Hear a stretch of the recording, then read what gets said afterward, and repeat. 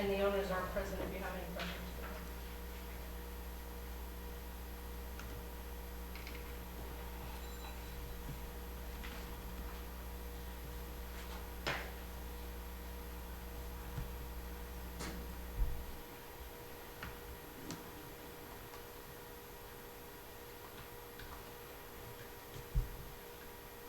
Do me a favor and provide for me the details of what the non-conforming structure,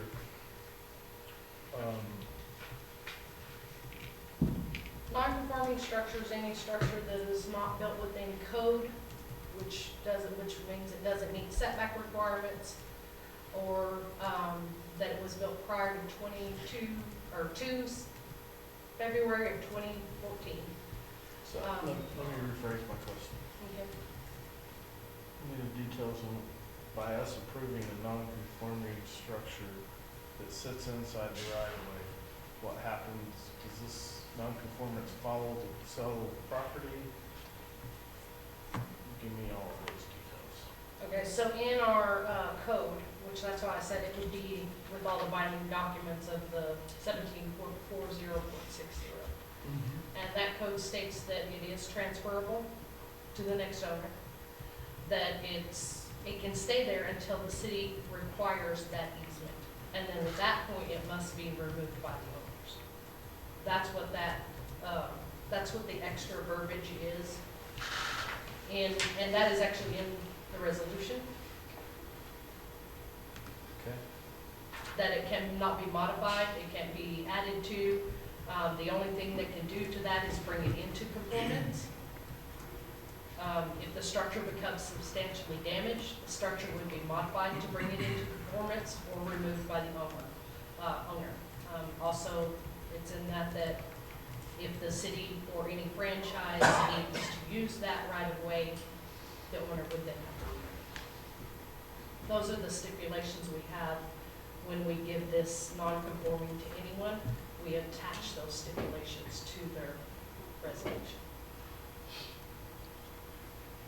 Are there any utilities or anything that run under that? No, they're in the road. And they're actually not in M, they're actually over on the First Street side. Right. Patrick, do you have any concerns?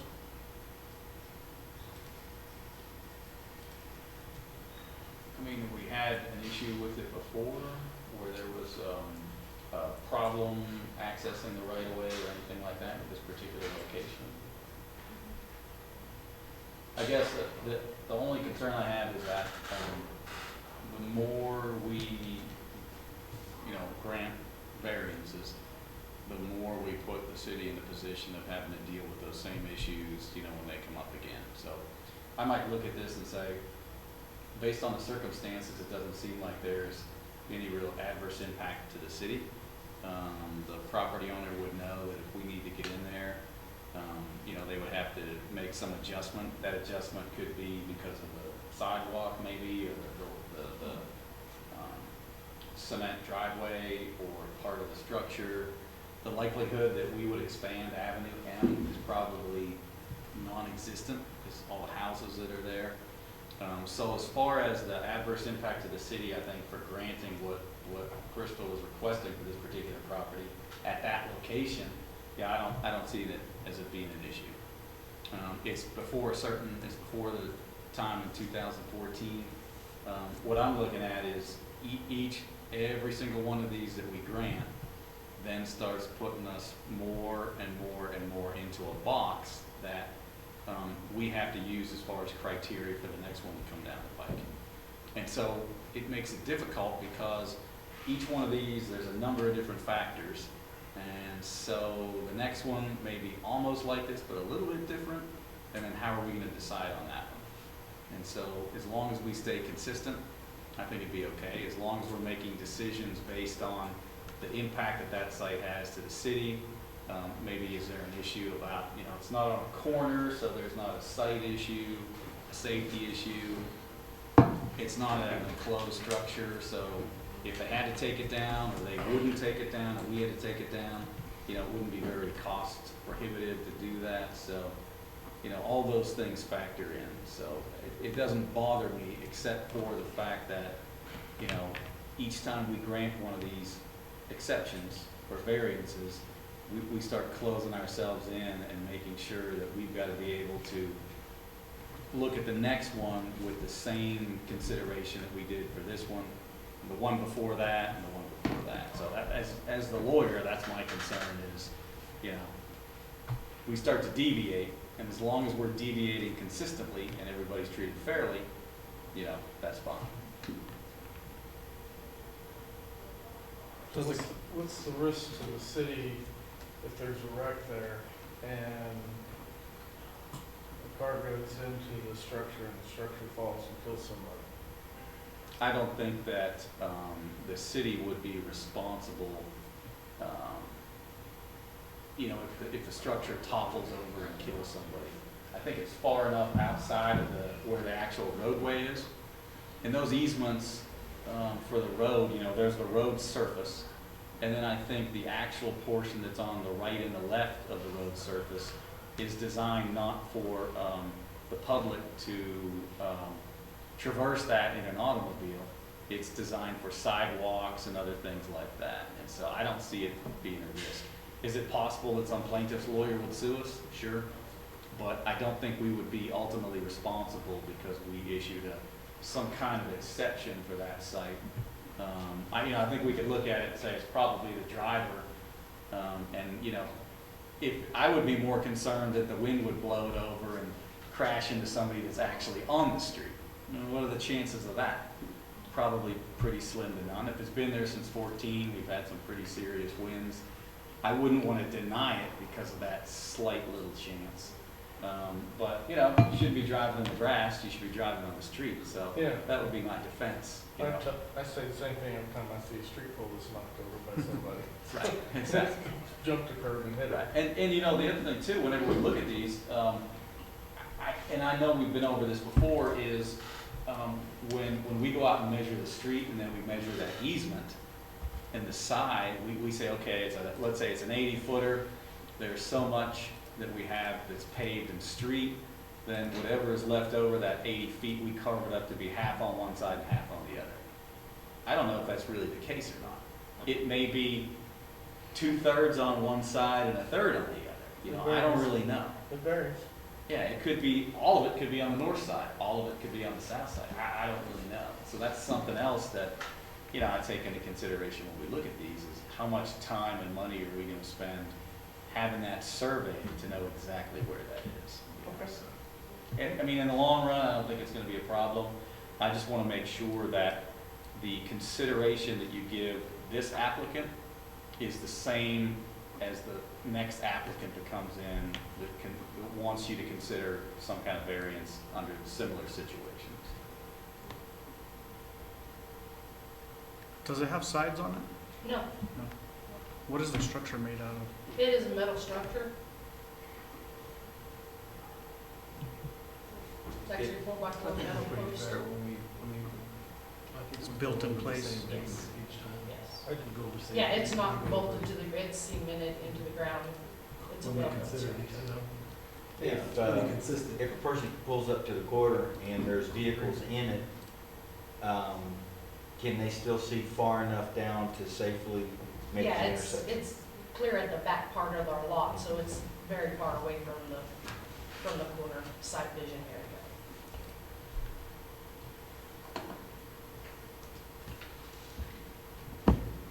Okay.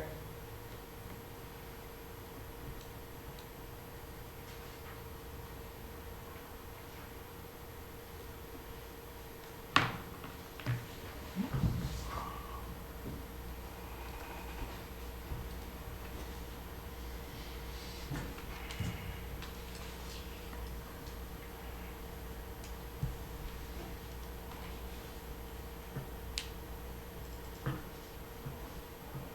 can't make this bigger, can we?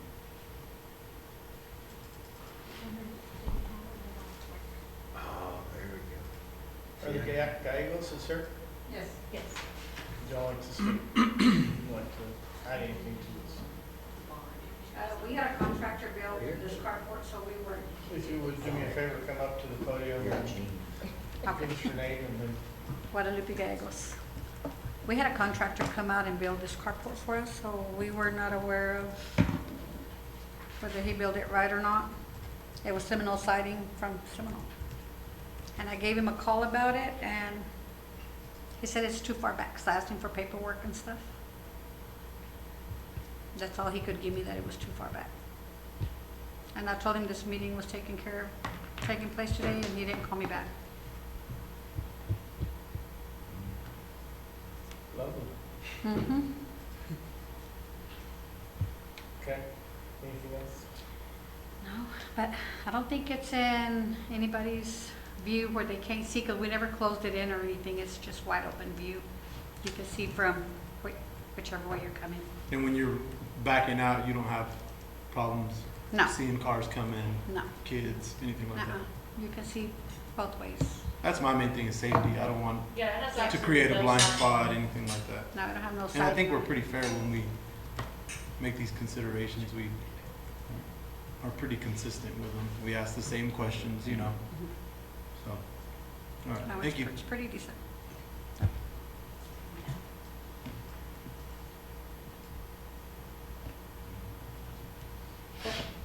Thanks. Sir?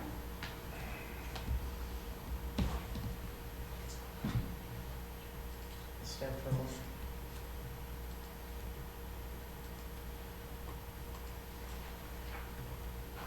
I'll make a motion to approve resolution number 2019-006PZ.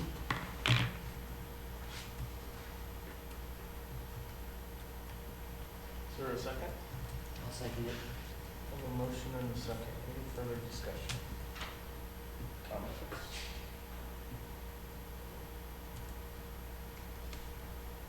All in favor, say aye.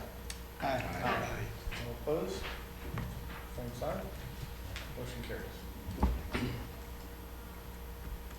Does this go to commission after this? No. No. On the non-conforming P and Z, that's why we have the resolutions. All right, my next one is Resolution 2019-007 PZ, and this is a conditional approval for the 4 non-conforming manufactured homes located in spaces 25, 39, 60, and 70, located at 1200 North Love, which is the Youth Storage Mobile Home RV Village. Hang on. Right across from where the Comfort Inn is, on Love Street there.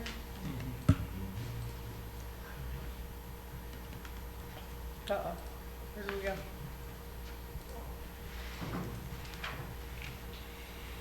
My map come up missing. You should have a map in yours.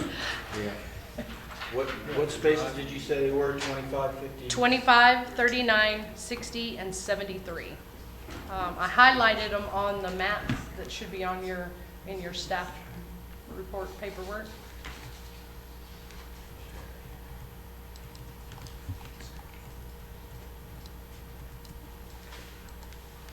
You have your thumb, Christian. You have your little drive. Flash drive. No, I put it on my desk. It's sitting right by my keyboard. So on your map, I highlighted it in blue, the spaces that are requesting this. And what it is these trailers have been in those spaces since prior to the 2014 rule that we have on non-conforming. The other mobile homes that are marked with the ADJ, those are mobile homes that they are going to adjust so they actually fit properly in their space. And then there is, I think, one of them that is marked with an M that'll actually be moved. And of course, they have the ones with the X's that actually on the site plan, that was a correction to the site plan because those mobile homes have moved out since this survey was done. The mobile homes sitting in the places where they're asking them is just because they've been there so long.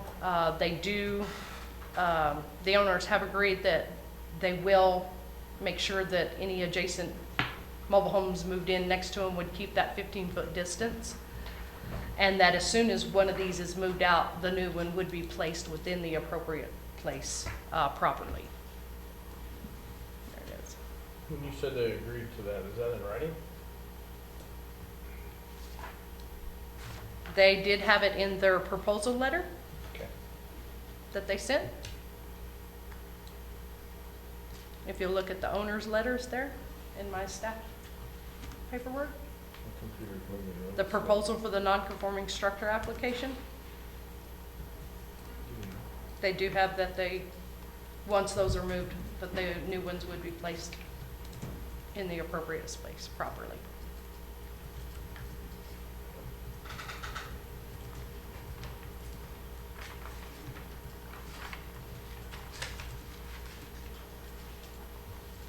This mobile home park has been working with me for the past 2 years to try to bring everything up to code. All the mobile home parks in the city, by the end of this year, for the beginning of next year, their inspections are supposed to be up to the new code. The new code's been in place for 6 years, that these mobile home parks have had time to come up to code. You store it. People have been working with me very well to try to get everything into conformance with the sizes of their spaces. They'll be working, they've got their water flow data done. They're gonna be putting in some retention ponds. They're doing quite a bit to try to upgrade this park and make it still a viable space for people to rent, to place their mobile homes. Okay.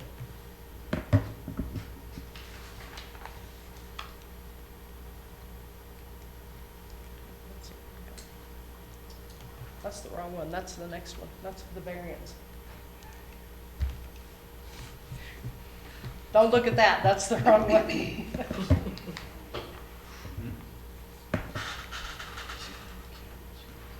questions for Crystal? Is there anybody here representing the RV park? Yes, there is. Jason, introduce yourself to him, please. Jason Farley. I'm with Argus Professional Storage Management, which is the management company for the U-Storage and the RV park. Anybody have any questions for Jason? Are these units parked on pads, or are they just on compressed caliche, or I believe are they it's sitting on grass? compressed caliche is what was originally installed in the park. So, and then I guess, how did they miss so bad with the parking? So we had to redo all of the lot lines to Uh-huh. bring the park up to code. And there was no way, the original plan had us drawing lines around mobile homes, and working with Crystal, we determined that it's better to have a park that has code compliant lots instead of requesting variances to fit Mhm. existing tenants. So we did our best to massage the lines to keep the residents from having to move, but just knowing that some people were gonna be affected. We've got 8 others that, as Crystal mentioned, have to be adjusted, or 7 that are adjusted, 1 that's gonna have to move. These 4 met the requirement to get a non-conforming permit, and just to minimize disruption to them, we chose to see if we could leave them in place.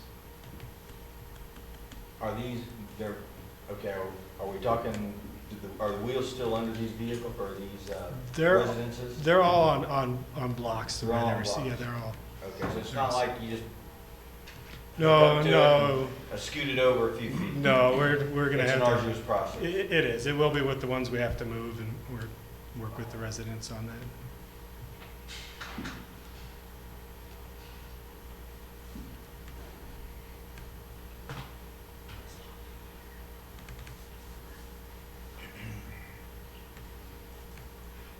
And how long will this variance be for? These are long-term residences, correct? Yeah, Yes, they have been there for a while. these ones are. So the plan will be, as soon as these mobile homes leave, whoever moves in next is gonna have to fit within the new site plan. But that still could be 10 or 20 years. It could be, so We're some, not talking like in a year or two. no, So no, there's no lease contracts like they're due in a year or two, and then they have to, no, not like that.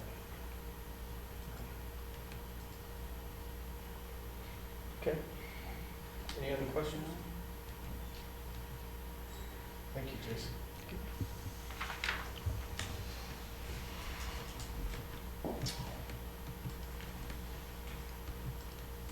Crystal? Go ahead. Oh. Are these still in, do they still have the appropriate separation for fire safety? Yes, Even though they aren't falling into the lines correctly? yes.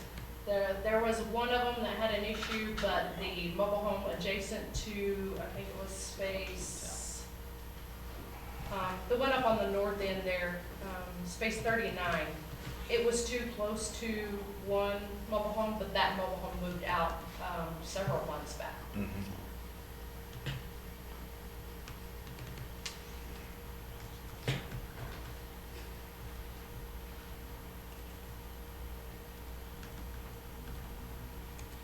So this variance would be just until these residences, just for my clarification, make sure I understand correctly. It would be for those And mobile homes so in those it's not in spaces perpetuity. specifically.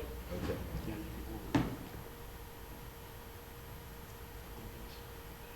To be clear, it's the mobile home, not the residence necessarily.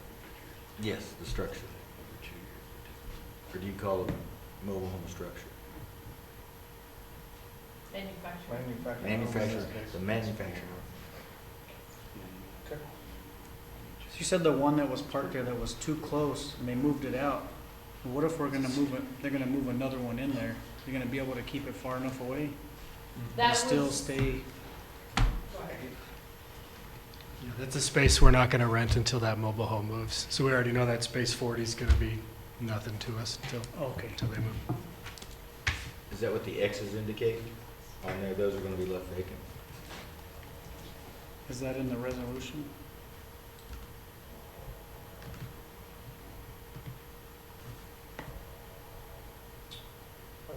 no, it's not, but, they know they can't move anything in that won't be 15 foot away from another existing one. So they wouldn't move another one in there. I mean, I didn't put that in the resolution.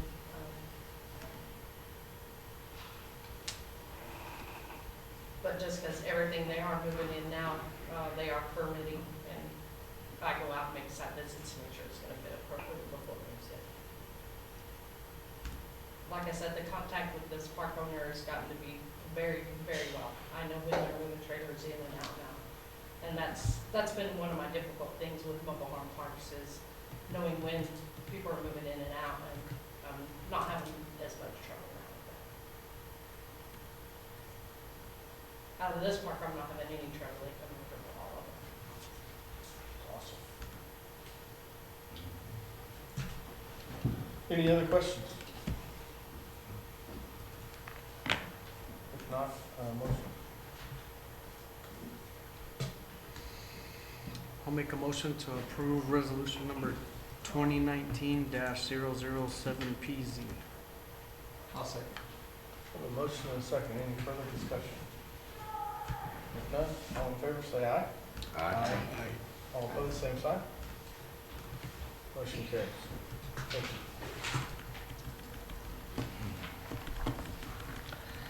All right, this is a variance request by the same owners. This is for the same park. They did have some issues with some of the spaces. No matter how much they had the surveyor and the engineer play with these lot lines, the spaces on the corners and in the corners just did not have the right dimensional. They didn't have the exact 100 by 40 because it has a narrow entry, but then the actual space size itself widens out and it becomes the appropriate size for a mobile home to be in it by the square footage size. So there are several spaces listed. Do you guys want me to list them off, or you got them all? Like I said, it's going to be mainly these corner pieces where they have narrow entries. This one right here is going to be the space that's going to be no trailer there at all, because this is going to be where one of their retention ponds is.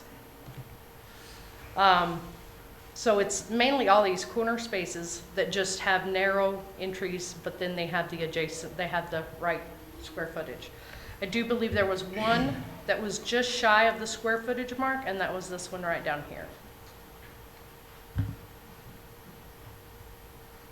So they're basically looking to keep the same spots, not add any more. Yes, yeah. This is what they've done with all their plans, like I said, with the engineer working on it, trying to just make all the spaces be to code.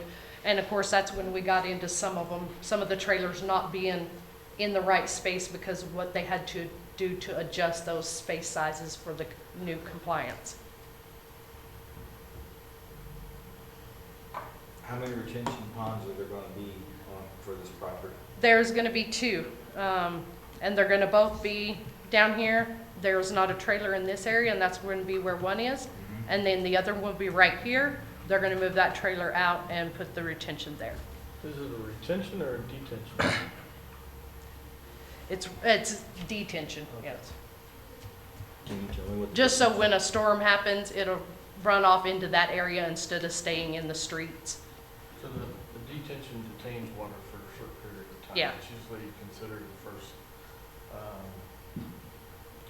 part of the rainfall event that carries the dirt and everything else. It's as much a stormwater prevention device as it is a stormwater flow device. And so it captures that first flush of rain, and then water begins to wear out and allow water just to leave at a controlled pace. Unless it's just a huge downpour, then you're not solving it. Mhm. Retention ponds are kind of like, they almost always have water in them. Yeah. Retention pond, you mean like the ones over there in Lubbock where they? Yeah, mosquito pump. Mosquito ponds. So yeah, the only space that, as I said, the only space that did not meet the square footage was space 21, this one here. And just next to it, right there on the right, that's where the retention. That's where or the retention's detention going pond's to be. going. Mhm. Why can't they move that over and make it the square footage that we need? Take some of that. It would still need the variance for the odd shaped, but that's a possibility we could discuss with the owners if they just went ahead and angled this out a little bit more to give it that square footage. Because it wasn't lacking much, I think it was, I didn't have it on this page. They may have needed it for water control. Yeah, the retention area pretty much does take up that whole lot.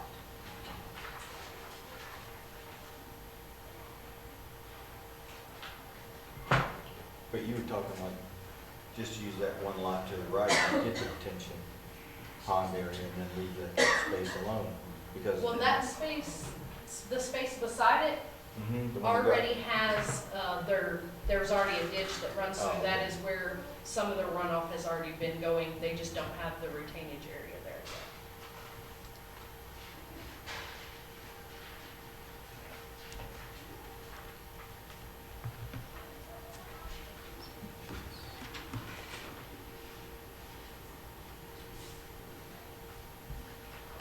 Any other questions for Crystal or Jason?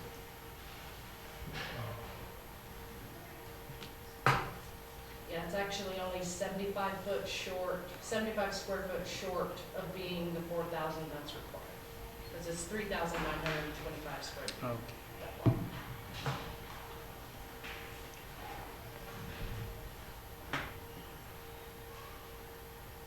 Okay. If there's no other questions, take a motion.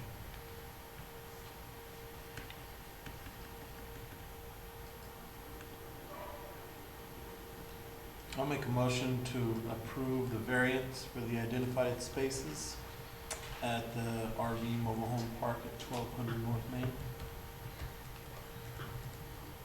A motion, I'll is there a second. second? A motion and a second. I do have one comment. I appreciate the fact that you guys are working with the city with respect to the changes, and I know this has been an uphill battle. I know how aggressive it was in the beginning, and I appreciate the fact that everybody's working together. Thank you.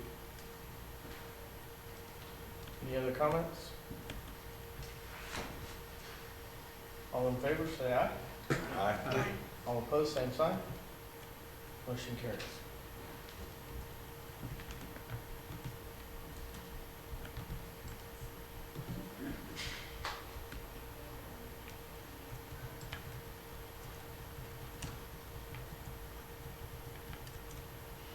We just had the non-action item.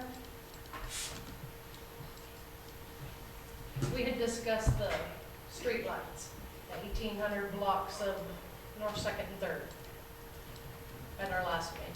Yes, Remember ma'am. that? Mm-hmm. Scott said he'd go ahead and give you the little report of what Lee County Electric had said based on what we were asking. We just volunteer, bro. He did, he helped me out a lot. Well, I went and talked to our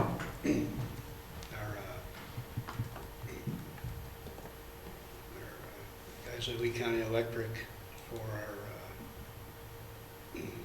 light study, and they said that we're not necessarily, the city of Lovington isn't responsible for doing a light study. We contact them to let them know that we want to put lights in, and they will take and get a hold of us and see about where they want to be placed, and there shouldn't be an issue with that. So, but as far as a light study, and that was my mistake on that, because looking from Lee County Electric, everything we need, everything we do through the electric co-op, we need to do a load study on all of our stuff. And you have to understand that this is for the city of Lovington, it's not necessary to do that.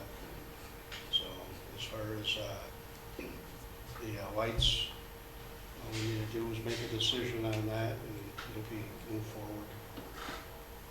Okay. I think I'm part of that problem too, because I have the assumption that they could go out and give us readings on how many lumens we're getting, and we're potentially the best place for that. Mhm. Yeah, and they said that they will get with the city.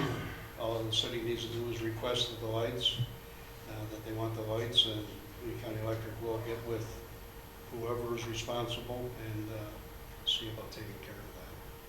So, I said there was my misunderstanding on that. Okay. Well, if I remember correctly, I need to go back into the meeting's minutes again, but we agreed to approve that based off of Lee County Electric being able to help with the placement of those, right? Yeah, you'd said to get the light study done and then send it on to commission for them to decide where those would be put. Right. So I understand this is a non-action item, but what does that do to No, us now? just to discuss it and see where did you want me to go from here with it. At this point, it would be the city paying for a light study because they don't require, it's not required to be done. A light study's not required to be done? No. No, So we could just go out there and go, looks dark to me. yes. Okay. Basically, when we, no charge. yes, Right. basically when the city tells them we need another light there, if we're willing to pay for it, they're gonna put it in. Because that does up our utility bill. Yeah, it's the bottom line right there. Yes. Every light we put in, Yes. yes. I know you guys have been increasing your profit margins by putting in more in the LED lights. Are we getting a discount at the city for the LED lights now? I would hope so. So do we just have the commissioners decide? Yeah, well, it's a non-action item, we really can't make any decision. So, No, She you can can bring just it advise back me on what commissioners. I need to do with it. Do I need to bring it back as an action item? And let us make a decision on that. I'm gonna go to Patrick on that one. What's the proper course of action? I think you just have to, we don't have to, but you can, put it back on, as an action item. Okay. Or if it stays in limbo indefinitely, then it never comes back and you never get the opportunity to make a decision on it. So that's an option also. Yeah, well, I changed my motion in such a way that it kind of locks it in limbo until we readdress it, so. Well, one of the things you could do is bring it back up.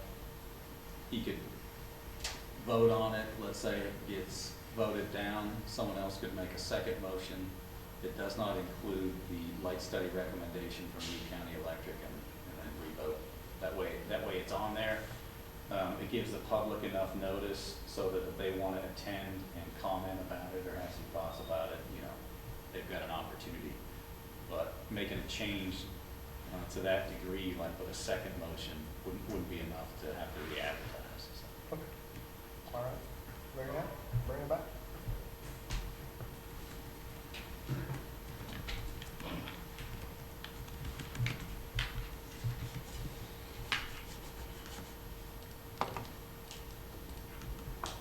And that's all I have.